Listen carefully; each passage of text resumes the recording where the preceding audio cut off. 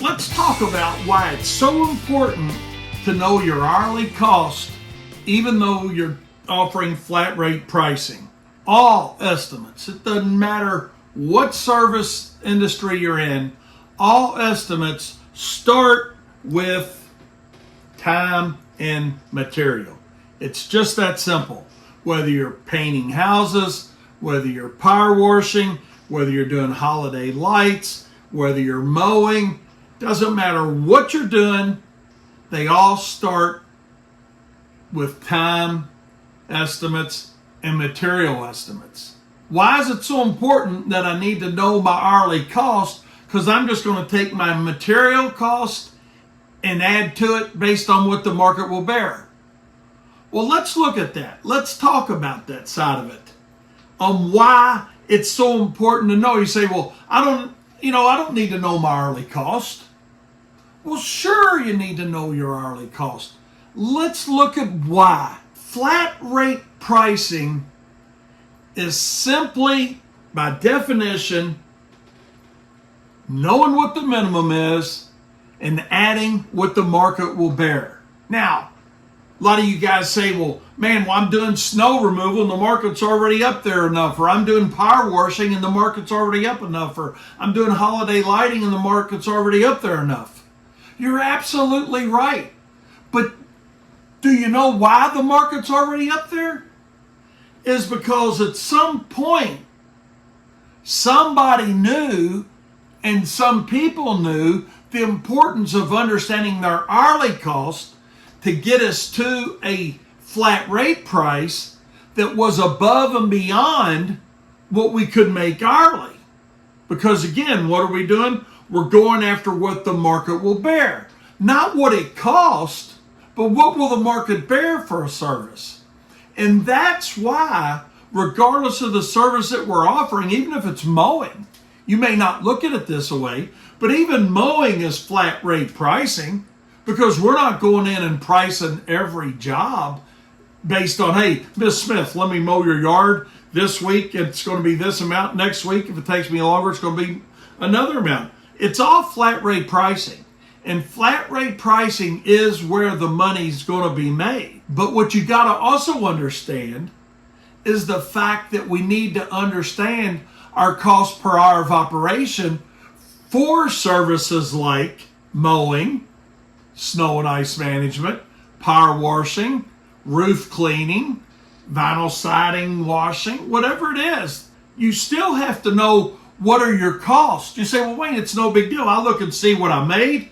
Hey, I made $200,000 last year, or I made $500,000. Let's use $500,000 as an example. I made $500,000 last year. My expenses were $300,000, so I made $200,000 in profit. Wrong. You take revenue minus expenses, net profit, generally. That's way oversimplified, but that's how a lot of guys look at it. Okay? But what about the cost of your truck? The cost of your additional overhead that you're not thinking about? Your shirts, your pens, your paper. I'm not saying you got to individually on every job say, well, I've got this piece of paper involved and that LG&E bill involved and that, rent involved, but it's overhead. Don't you think you owe it to yourself to know you're not going out and bidding all your jobs on an hourly rate, but the hourly rate is what you go back to determine what the minimum job's going to be, and then add to that what the market will bear. Good example. It's like Wayne's Lawn Service. This is just us. When we do holiday lighting, our break-even point may be somewhere around $4.20 a foot. But that's certainly not our selling price. Our selling price is $9 to $11, $12 a foot. Maybe even more based on the level of difficulty to do the job. My point is, you need to know your hourly cost for your services. So instead of saying, hey, I made this, I spent this, and here's what's left over, if you want to run your business, whether you want to be a dog and a pony show and do it, or a bigger company eventually, you still should build from the bottom up And the only way we can build from the bottom up is to understand what our cost per hour of operation is for the services that we're offering, and then go out and sell them at whatever the market will bear. Whatever you want that gap to be is strictly up to you, based on your market, your customers are going after, a lot of different variables. So I'm not saying we're charging by the hour, but in order to come up with flat rate pricing, we have to have a per hour methodology in place to know what we're going to go after and what we perceive as, or what we know as, what the market will bear. So if you want to use linear feet pricing, you want to use square foot pricing, you want to use cubic foot pricing for material that maybe you're selling, that's all great. But what we got to know first, and why it's absolutely so important to know first, where is the break-even point? And for you guys that are out there doing it backwards, I'm not criticizing you. I did it the same way. I would do the job, see what we spent, subtract our additional overhead, and say, damn, that's what I made on the job. Phew, we did okay on that one. Or you go the other route with it and say, damn, we lost money on that one.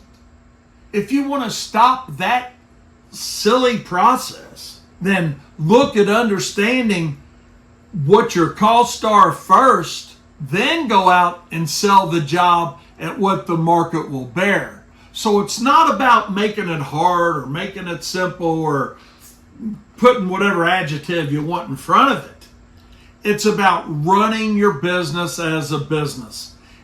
It's not specific to the landscaping business. It's not specific to the cleaning business. It's not specific to painting businesses. It's not specific to power wash businesses. If you find any successful company, and I can hear some of you guys out there saying, well, I'm successful, everything's going fine. Don't you really think you owe it to yourself as a business to know why? Know why you're successful. Or do you just say, hell, I don't care. I just know that, hey, if I did that job by the hour, I would have went out and made, let's look at an example like that.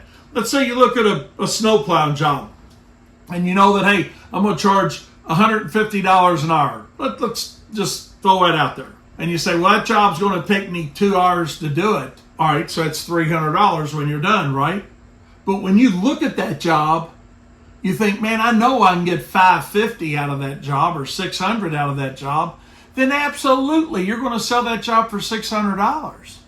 So I'm not saying you got to go out and do all your work based on an hourly basis.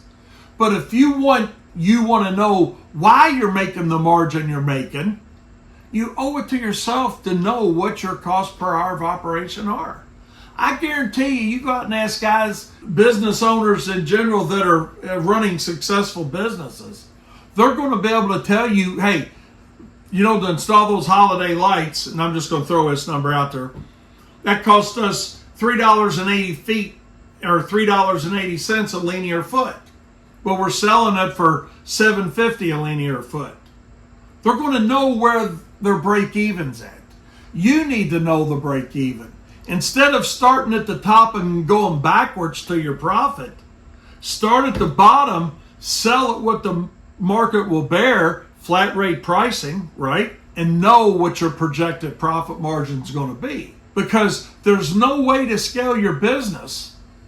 You will get your business to a certain point where just because you know it's working, you're no longer going to be happy with that answer. You're going to want to know why it's working. And the only way you'll ever know why you're reaching certain goals, it's not always about hard work, and it's not always about being lucky. Every estimate you're ever going to do goes back to time and material. And the only way that we can put time and material together is to understand, hey, what's time cost us and what's material cost us. And the only way you understand what time's going to cost you or what equipment's going to cost you through ownership of that equipment or renting that equipment or leasing that equipment is breaking those costs down into the number of jobs that you think you're going to sell, or the number of hours of service, or the number of power washing square footage services you're going to provide, into a basis that gets into a business cost sheet, whether, again, linear feet, cubic feet, square feet, doesn't matter. You've got to understand, or you need to understand, you should want to understand why it's important to know the cost per hour of operation. Hope you got something out of this video. Be sure to subscribe, comment below, and let me know your feelings on if you think it's important to understand your cost per hour of operation, even though we're out there selling based on what the market will bear. See you next time.